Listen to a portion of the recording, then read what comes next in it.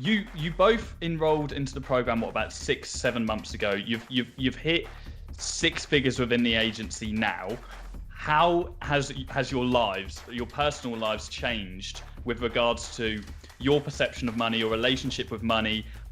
Where do you see the business going? I mean, has there been a big mindset shift in the last 6 months? Like, my mindset hasn't changed, my day hasn't changed. I still hit the same daily outreach targets. We still set the same weekly, daily, monthly targets. We set the same. We kind Listen to this guy. We sat down in before Christmas and set quarterly targets for this year, and our first one was to be at 10,000 a month by the end of Q1. Well, because we've hit the daily and weekly targets, we've now smashed that. So I think the next one was 30,000 by the end of Q2. So hopefully we can bring that forward a bit. My dad didn't find out that I got kicked out of university till he saw it on YouTube. and even though I already had a business which was doing over 10 grand a month, he flipped his lid. He was so mad. How dare you? I think I told him, I don't know what I told him, but he was not happy.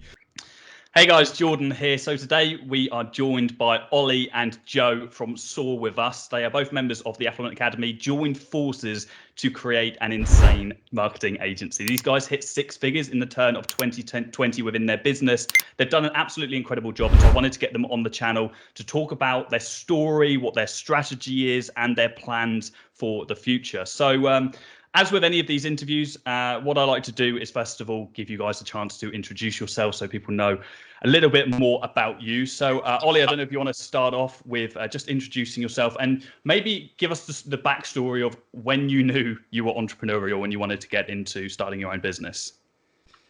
Well, I'm Ollie. I my entrepreneurial journey kind of started through a friend introducing me to drop shipping. We kind of did something together whilst I was at university up in Newcastle in the UK, and we kind of did a couple of drop shipping stores, leggings, and then streetwear, classic drop shipping in 2016. He was kind of the driving force behind it. To be honest, he was kind of piggybacking me to a degree. He did a lot of the work, I'd say, and I was just kind of taken along for the ride.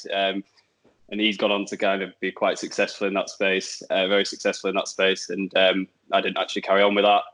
Kind of moved on from that and stayed at university and knew Joe from school. Always kind of discussed doing something together with him. Stumbled upon your videos, and then was like, well, let's give this SMMA thing a go. And then that's kind of where it's come from, really. Nice. We've just kind of been working on it since then. Love it. What about yourself, Joe? Yeah, so thanks for having us. No worries, man. My entrepreneurial journey probably started off back in school. I was trying to gear myself up to go into a big high-flying career in investment banking, just sort of chasing the money. I always wanted to sort of really go after the success. And then was trying stuff on the side, always learning stuff, online businesses. Dabbled in dropshipping a little bit, but didn't have anywhere near any reputable success whatsoever. Was just sort of learning for a few years, and then got to uni, tried another dropshipping business with another friend. That didn't work either. It was selling the free plus shipping watches. Okay. Tried it, and also wasn't really too great at the market at that point. Like Ollie said, we'd known each other since year 7, year 8. Always sort of spoke about doing something. He was at a different uni to me, so we didn't really get to meet up that much. And then it wasn't until I experienced a year in a job that I would be having after university. So it's a placement year, and it just absolutely terrified me, the working world.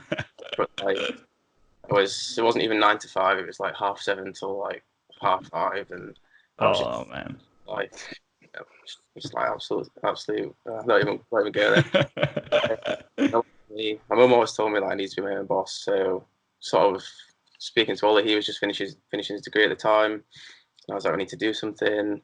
And then I think I was just trolling YouTube, looking for different gurus and everything. Came across you, was this guy actually seems like a genuine guy, not the one who's promising you $1,000 in a month of drop shipping. Yeah. Got the 15-minute agency and read through it. When I got home from work one day, and I think it was on that weekend I started calling estate agents, ended up getting a meeting within my first 20 calls. I was speaking to Ollie like this shit's actually real.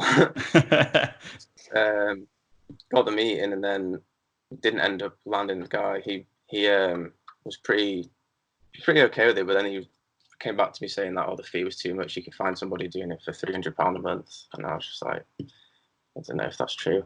And I spent my time. I was up in Glasgow on my placement. I spent my time basically up there refining the cold calling and all the sort of, little aspects of it. And then when I got home for the summer, because we live quite close, we just worked on it. Eventually bought the course, and that sort of took us to the next level. And then, here we are, like 6-7 months later. Mega, that's brilliant. So did you both launch the agency together right at the start? Yeah. Ollie was finishing his dissertation at the time while I'd got 15-minute agency, read all about it. He was in like a black hole of trying to finish his diss. I was just sort of keeping up to date with stuff, and then when I realised it does actually work, we got back together once we were like back in the same town. We just met up. I gave Ollie the 15-minute agency. He read it, and then we just got on it. It was like, right, let's do this. Set up a business, and then it's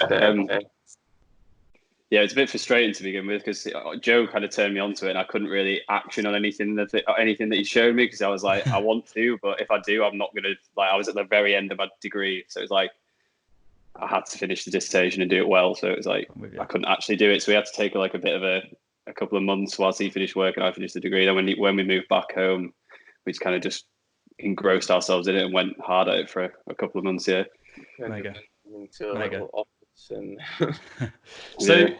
I think this is probably the most interesting angle for everybody who's watching this is the fact that lots of people say like, should I start off on my own? Should I start together? And we've got Affluent Award winners who have, the majority of them have got their own, just started off on their own. They don't have shares in the business. I presume you're 50-50 partners in the business, are you? Okay, so I think that's something that's really interesting to some people. And I think what I want to know, and as I said to start this call, I always start this off completely blind in the way that I want to learn about you guys as we go through this. And so I want to know, how does that relationship work? Are one of you doing the ads and fulfillment and one of you doing sales, or are you both mucking in on it together? How does that relationship work? So to begin with, obviously, you've not got any clients, so it's pointless really dividing it up. And we just both went heavily on outreach and sales. I'd say we divided the type of outreach up to match our personalities. So Joe's way better on the phone. He'd been on the phone in his previous jobs. I'm not great over the phone, and I don't really see it as a strength. So I focus more in on the emails and the DMs, and Joe focused more in on the cold calling, and it was quite a good match.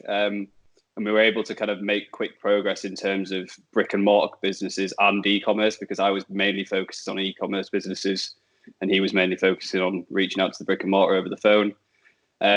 Obviously now we've progressed quite a bit further down the line. I think we've started to kind of identify where we both want to be within the business. So I'm kind of handling the fulfillment side of things, and Joe's going to transition more over to the sales and outreach kind of side of things. We've not fully made that transition because we've still not really reached the point where we think we do need to completely split it up, but I think it'll be a point that comes pretty soon. Yeah. It's just a case of we're trying to keep the pipeline as full as possible, I guess, and only really make that full transition when we really need to. I couldn't agree. That's a sensible thing to do, because at the end of the day, no matter how successful you are, how quick you're growing, sales is still the lifeline of any business. And so for you both to have full hands on deck with sales at the same time is the smartest thing to do. So that's great. So you both, I think we will transition eventually towards more, because always better the fulfillment side. On that note then, and we can come back to the whole mindset shift thing. You're at uni, and you're still at uni. What's your thought process behind that? And are you going to continue? And then what's the score? Are you going like all in on the agency because you're doing well in the agency? So what's the mindset with at uni? Is it a family thing? Is it a pressure thing? What's the score with that? Yeah, so I'm definitely going all in as soon as I can on the agency. I want to, and I think it'd be stupid if I didn't. And also, I think the reason I'm at I'm still here. I was almost flipping a coin between deferring, still like dropping out, but you get to defer a year and then come back. You know, things don't work out. Not that I didn't think it would do. And it was like sort of the deadline last year, and I was almost flipping a coin, deciding what to do. But you know, I've been here sort of like 4 years now in total, and my parents are really like sort of have that fixed mindset, and I did like break it to them. I was really understanding. To be fair, in the end, they were like, you know, do what you want to do. It's your life. But I could tell that they weren't really like happy with that. Yeah. I'm an only child. They've funded a lot of my university. So it's security, would you say? It's more that kind of security of, okay, my parents, I keep them happy. I'd still get a degree at the end of it, and is that kind of thought process? I really want to risk damaging like, the relationship with my family. Yes, I say it's from the end. My dad didn't find out that I got kicked out of university till he saw it on YouTube. and even though I already had a business which was doing over 10 grand a month, he flipped his lid. He was so mad. Like, how dare you? I think I told him, like, I don't know what I told him, but like he was not happy. Yeah. So I think it's when you come from like we both come from kind of like I'd say working class backgrounds in terms of like our parents. So like for myself and Joe's parents, and our families in general, they sacrificed a lot to put us in a position where we could have that opportunity. And to like get to the end of nearly the end of the third year, it'd be just throwing that back in the face to a degree. And it's a bit like, although it probably is, if you're at that point with business, like it probably is sensible to drop out, but it's like, there's more than one side to that decision. There's a lot of parties that have like vested interest in that, even though it's your life, and like you have to think of not only the monetary value to a degree, I think. Yeah. They'd almost not believed it as well, which I think not just like my parents, but I think like people in general can't believe how you can just sort of go from nothing to starting your own business. Like that's the thing. I had to show them like the bank account and the money coming in. I was like, oh, we signed a client. Like, how much are they paying you? Like, £1 a month. And my dad was just like, what the fuck? They're like, are they stupid? Like, well, who are these people? Where do you find them from? Like, because they just can't. And they charge that amount for. Yeah, it was just like a lot of explanation and sort of talking through it, but yeah, stuck it out. Nearly finished now, so. Amazing. So it's hard for people to grasp that like how valuable this service is for businesses, and especially like the older generations who aren't social media generations. So it's really hard for them to understand that. I mean, I'll never forget how people reacted even when I quit my job, because it was a good job, and my family, friends, everyone around me tried to talk me out of it. But it's just that when you really put your mind to it, it's just as you boys have, you've absolutely killed it. And so you're like that testament to you put the work in and just how much your life can change in such a short amount of time. And on that, let's go back to that question. So how much has things changed? Is it the same? Have your mindset changed? Have your goals changed? Or is it absolutely the same as when you first started? For personally, I think it's pretty similar. Like I'm really, because we've only really just hit that goal. Like I feel like there's a bit of a lag of feeling the benefits for that. Like we're at that monthly revenue, but like it's only happened for a couple of months now. And I imagine it will kind of begin to feel the benefits further down the line. But I also think there's a benefit to that. Like my mindset hasn't changed, my day hasn't changed. I still hit the same daily outreach targets. We still set the same weekly, daily, monthly targets. We set the same. We kind listen to this guy. We sat down in like before Christmas and set like quarterly targets for this year. And our first one was to be at 10,000 a month by the end of Q1. Well, because we've hit the daily and weekly targets, we've now smashed that. So I think the next one was like 30,000 by the end of Q2. So hopefully we can bring that forward a bit. And just, so my day really hasn't changed. I kind of just get up, do work, go to the gym, come back, go to bed and do pretty much. You almost need to detach yourself from the money. Like, it's like if you just forget and you don't start like spending loads. It's like so many people said to me, like, and that's what like so many people were shocked with the property that we're now getting, is because like people are like, oh, like I never see you spending cash. It's like, well, I'm reinvesting everything that I've got, or I'm just detaching myself from that. The minute you start getting distracted by money that you're earning, then you start slacking on your sales, and you stop growing, then you stop developing, and then you're screwed. But so many people will celebrate, and you should celebrate. You should be really happy when you first then hit those milestones. But you guys could very easily, two young guys, just sit back and enjoy life right now. Very easily. But the fact that you haven't hit that complacency and you're still pushing forward, that is really what's going to separate you from a 6-figure business to a business that can possibly even scale to 7 figures and beyond, and open up other doors with regards to investing and other businesses which are similar. So you've absolutely done it the right way. So I don't know if you've got anything to add there, Joe. Yeah. Well, I think both of us, I've always thought long term. I always knew I'd be successful. I just wasn't sure what until last year. And I think Ollie's like, you arrogant. I get it though. I understand that mindset. It's like, I said this to someone on a podcast yesterday. I was like, I always knew. I tell people, I knew it would happen, but it's like, it's hard for people to grasp that. Don't worry, Joe. I get it. I just thought it's funny. Oh, I'm better than you. You're like stupid. It was more like I knew that I wasn't going to stop until I'd actually achieved my dreams, because I think I've summed it up like I'm happy, but I'm never satisfied. So it just keeps you working towards that improving, because I feel like if you get complacent, you think, oh, we signed a client, technically earning more than I would be in like a graduate job, I can just chill out now. That's when the growth stops, momentum stops, and you get comfortable, and being comfortable is like just kills growth. And that's why it's good being in the partnership as well, because we're always there to just be like, step up today. What's your targets been today? Have you hit them today? And I think goal setting and being really strict on where you want to be and where you are at the moment, that helps you constantly improve. So you're both doing sales still. You're emailing, you're DMing, you're cold calling using a multi-platform strategy, which is what I always advise people doing.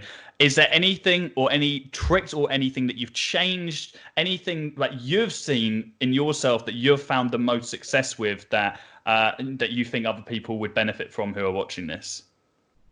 I think a few points, to be fair, that I'd say are slightly different from what you advise, which is obviously like not going against what you advise. I just think everyone needs to do things slightly differently. 100%. Right for themselves. So to begin with, so the way we got our first e-commerce client, which really opened the door for us, because they're a very big business and we were able to get really good returns from them, build a really good case study out of that results. We actually got them on a free trial. Which is obviously a lot of people kind of go against that idea in the agency space. But it was the terms of like the right client to do it with. Like they had a very established business. They had a massive social following.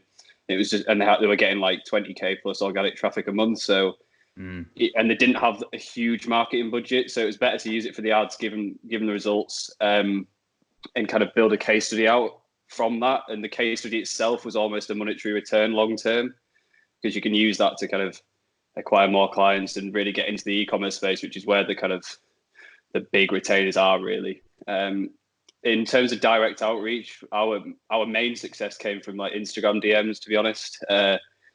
Like following a similar strategy to you, kind of just introducing yourself, saying you're complimenting the business owner, having a bit of a chat, and then just introducing that you've got a few ideas, or you'd like to share a few ideas that would increase the sales with them. And that worked really well for us at the start. We're trying to transition more towards like Loom videos and shifting our mindset to selling the call rather than selling the service. Is how I see it, because if you're selling the service, you can approach kind of quite pushy to begin with, whereas if you can sell like a free strategy call, it's easier to sell that. Like you can provide value on that, and then you can sell them at the back end of it. And people are more inclined to commit to getting on the phone if you're going to share some free value with them than they are if you try to pitch them.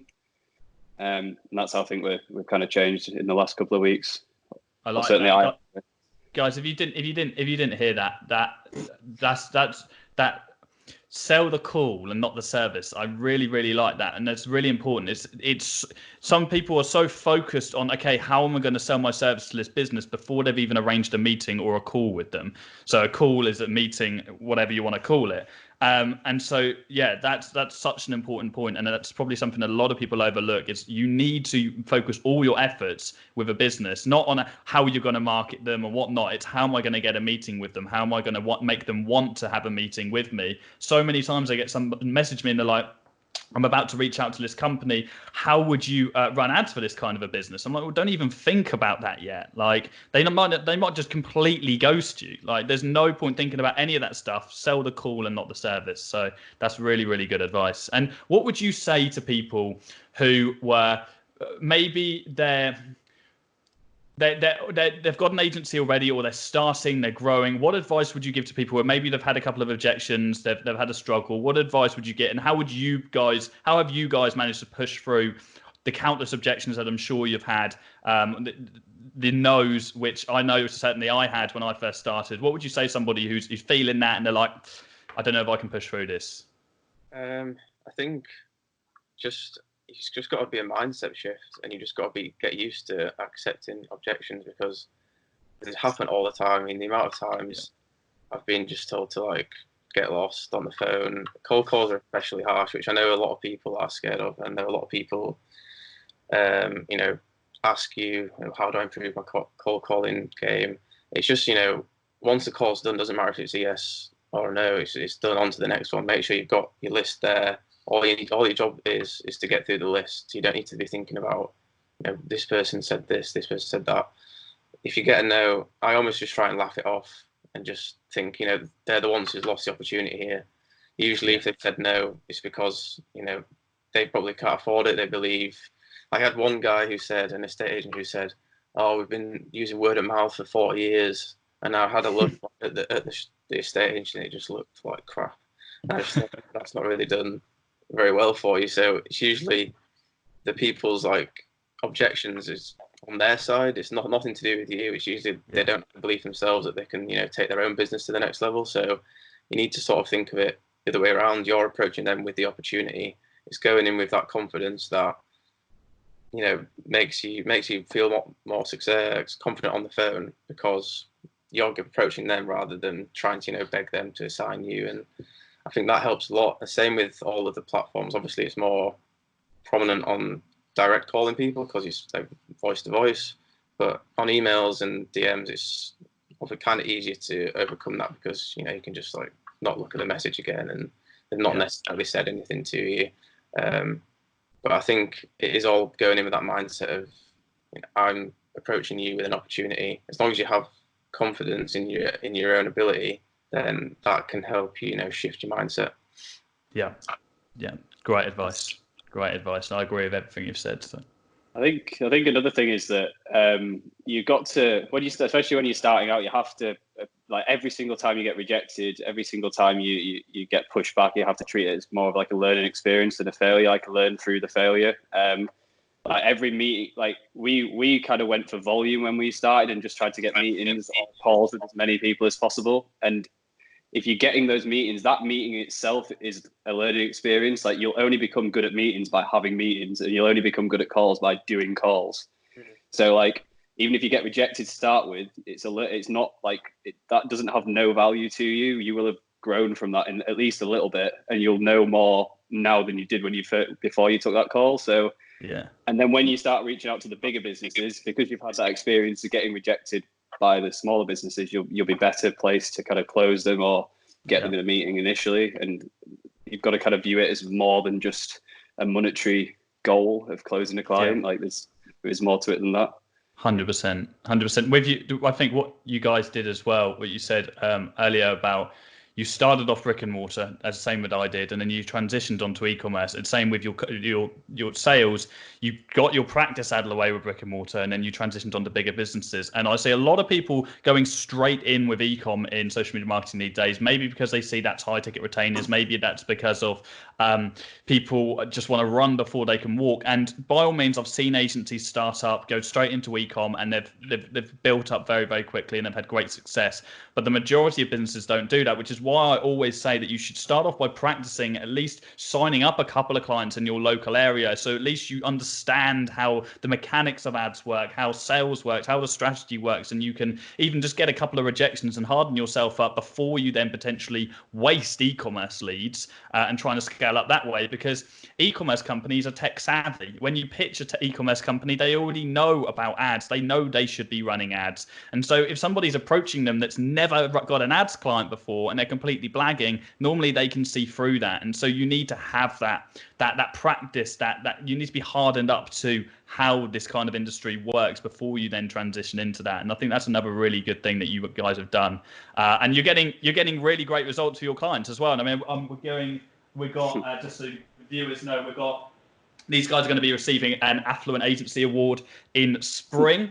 So we've got a spring awards evening, which is going to be coming up. There's a date to be announced. So both of these guys, well, we're going to hire a rooftop bar in London, along with a ton of other people who are in the Affluent Academy. And these guys will be receiving an award for their agency for consistently generating exceptional client results. And they've done such an incredible job at scaling up so quickly, but really just making sure that in every step of what they've been doing, from what I've seen, they have stayed consistent with what meant the most when they first started their agency.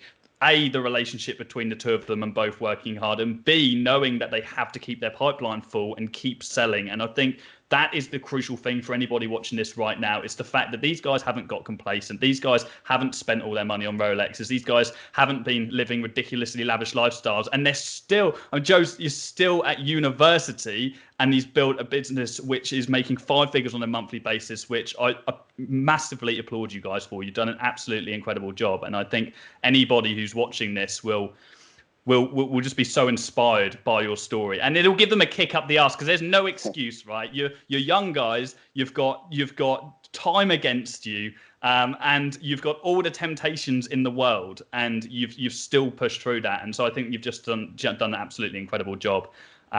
So I don't know whether either of you guys have got anything else to say before we round up, but if not, I know we're coming up to 25 minutes, so we'll round up this video, and you guys will be seeing more of these two anyway.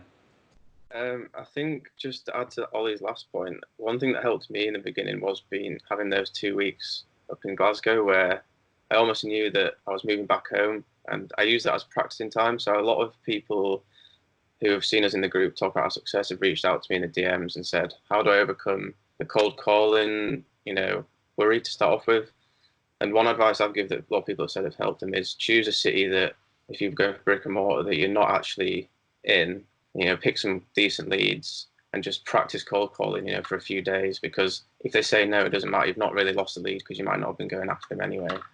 And then, like Ollie said, using that learning experience, whenever you've got rejection, really have a sit and think about, what was the point in the conversation, or the point in the DM conversation where they said no, they rejected me. Really pick that apart and test a lot of different ways to, reach around that, and use every experience as this is why they said no. Let's try something different next time.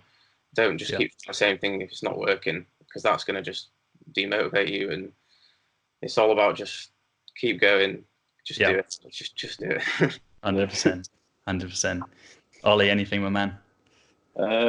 Just that. Yeah, just do action. Action. Just beats get thinking. It done. Action beats thinking. Like analysis by paralysis. Don't just do things instead of thinking about it, and then, analyze the result. One big decision then. Somebody's watching this right now. They're on the fence about joining the Affluent Academy. What do you say to them, Ollie? Put me on the spot. Join. It's just value packed, and if you actually follow the principles that are covered, you don't have to sell it for me, by the way. Do you have to? This is an honest answer. I'm not pressuring you to sell it right now. If you follow it to a T, and you do what's specified in the agency, you will sign clients and you will grow your business. It's as simple as that. If you get it and don't take action, you're going to stay in the same place. But if you get it and actually take action on what you teach, then you will progress, and your agency will grow, and it'll take off. Yeah, don't just watch like 5 lessons and then sort of think, give it a go and it doesn't work and then scrap it. I mean, I remember at the start, I tried a few cold calls, and then this is no word of a lie. I actually sat down in front of a laptop and read the script from the course for the cold call, word for word, for the first time. And that was the actual first time that I think the guy literally just said, "Yeah, meet me Wednesday at 10 a.m." And I was like, "Oh my god, like this guy's a genius." So yeah, just learn the principles and apply them. It's just simple. That's the key. You can't watch content. You can take 1,000 courses, and if you don't action the stuff, then it's useless. Knowledge is truly worthless without implementation. So you got to take action on it. And you guys have just used your initiative and not just taken the stuff that I've taught you, but you've adapted your own strategies, and that's a testament to why you've been so successful so quickly. Guys, as I said, you will see more of these two, I'm sure. If people wanted to keep track of your journey, boys, where would they be able to do that? I'll put some links in the description so people can see them as well. Sure. So my Instagram is Joe J Marston, and Ollie's, you're on private at the moment, aren't you? Yeah, I've not really set up my personal brand. I probably should do, but you can go to Ollie_Hudson if you do want to follow me on Instagram, but there's not much there. Our website is soarwithus.co. That's something we're still working on, really. But yeah, you should see more things coming. So that's SOAR, SOAR, with us.co, not SOAR, SAW. Yeah, that's it. We're pretty up there on LinkedIn, I think. But nice. We don't really have an agency Instagram account or anything. I don't know if that's useful. No, well, I don't even have an agency Instagram account for the academy right now. It's extra time. It's not something you need. Maybe when you're making 30, 40, 50, 60,000 a month and you've got money to burn on some extra person to make content for you, then you can do that. But it's not a revenue generating task, so there's no need to it. But thank you so much, boys, for coming on today. It's been a pleasure speaking to you both. We'll smash this in one take. There's going to be no edits here, so that's nice. Yeah, it's been a pleasure speaking to you guys. And make sure everybody watching this, you check out these guys and you follow their journey. Listen to the advice that they've given, because they are a testament to what truly can be done when you take knowledge and you actually implement it. Right, that's the end of this video. Thank you so much, guys. Hey, Andy.